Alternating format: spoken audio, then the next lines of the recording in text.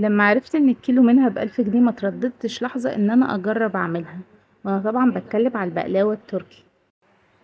جبت تمن فستق وطحنتهم، وجبت كمان عليهم تمن سوداني ورحت طحنتهم وخلطتهم على بعض، وسبت حبة فستق على جنب عشان التزيين. وبالنسبة لبقى العجينة، فرحت جبت كوبايتين دقيق، بس ما حطيتهمش كلهم، حطيت كوباية ونص بس، وحطيت عليهم نص كيس بيكنج باودر وقلبتهم كويس. طبعا احنا بنسيب نص كوباية دقيق على جنب علشان على حسب ما العجينة تلم معانا. حطيت فوقيهم بيضة وخلطتها، وبعد كده حطيت مقدار ربع كوباية لبن، وبعدها ربع كوباية مية، وربع كوباية زيت. وطبعا احنا لما بنحط المكونات دي بنسيب نص كوباية الدقيق علشان نعرف نلم العجينة لو سالت معانا، لان كل نوع دقيق بيحتاج كمية معينة من السوائل. بدأت بقى اخلطهم كده مع بعض المكونات دي، وما تنسوش تحطوا رشة ملح او سنة ملح عشان يبرز الطعم بتاع العجينة.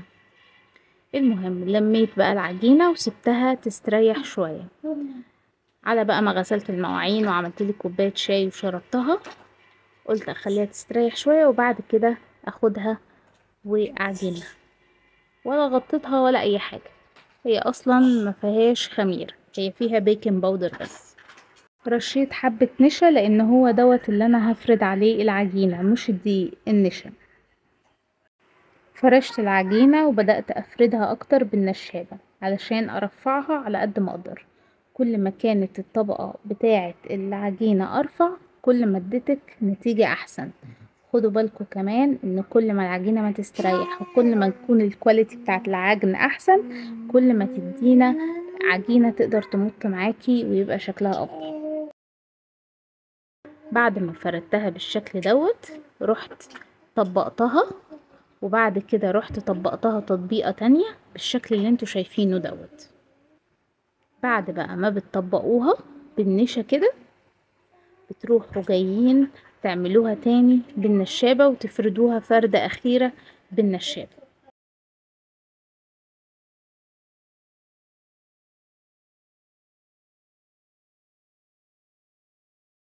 وبرضو كل ما كانت الفردة أقوى وكل ما كانت العجينة أرفع، كل ما اديتكم شكل أحلى وطعم أحلى للبقلاوة.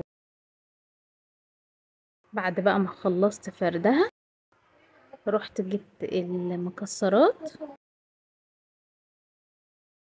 وبدأت ان انا ارش عليها المكسرات اللي انا طحنتها.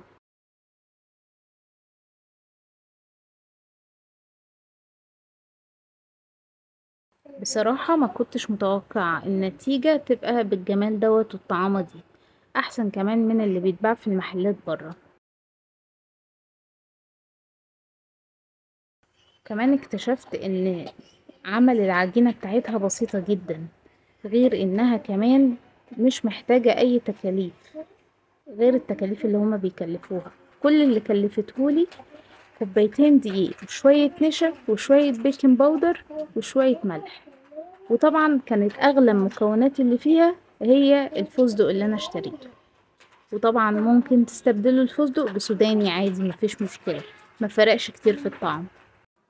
لميت العجينة بالمكسرات زي الشكل اللي انتوا شايفينه دوت، وحطيتها في الصينية من غير ما ادهن الصينية، ده لاني اصلا بعد ما هحطها وهقطعها هحط فوقيها مقدار السمنة. بالنسبة بقى مقدار السمنة، فانا كل اللي احتاجته معلقتين سمنة وسيحتهم وبعد كده صبتهم فوق العجينة، يعني ما خدش مني سمنة كتير، وفي نفس الوقت برضو انا ما احتاجتش ان انا ادهن الصينية، فدي حاجة كويسة. وطبعا بتولعوا النار قبل ما تبدأوا تحطوا الصينية بفترة على درجة حرارة 190، وبتولعوا النار من تحت بس، وبتحطوا الصينية فوق الشبكة عشان ما تتحرقش. لو تاخدوا بالكم ان الكمية اللي انا عملتها ما ملتش الصينية، ده لاني كنت عاملة كمية قليلة وبسيطة للتجربة. والتجربة طلعت حلوة ما شاء الله، وهكررها تاني طبعا بكميات اكتر. وكمان ناوية اعمل اشكال تانية من البقلاوة. طبعا ليكم حرية ان انتوا تشكلوها بالشكل اللي انتوا عايزينه. انا بالنسبة لي بحب شكل البقلاوة دوت. المهم حطيتها في الفرن لمدة نص ساعة لحد ساعة الا ربع، وطبعا ده بيعتمد على درجة حرارة الفرن بتاعكم، وبيعتمد كمان على نسبة السوى وصلت لحد ايه، طبعا بتتابعوها. حطيت فوقيها الشربات، وطبعا الشربات احنا بنعمله زي ما بنحط الشربات على الكنافة. طريقة الشربات سهلة جدا. كوبايتين سكر لكوباية مية، وبتحطوها على النار، وأول ما تدخل في الغليان بتعصروا عليها عصرة ليمونة، وبتدوها غلوة وبتطفوا عليها. وطبعا بنسيب الشربات يبرد قبل ما بنصبه على البقلاوة. البقلاوة بيتحط فوقيها الشربات وهي لسه طالعة من الفرن. واكيد طبعا لحد دلوقتي ولا عملتم لايك ولا اشتراك. طب بذمتكم ازعل ولا ما ازعلش؟ قطعتها ورصيتها في الطبق كده زي انتوا ما شايفين، وبدأت بقى ان انا احط فوقيها شربات تاني، حاجة كده بسيطة للتزيين.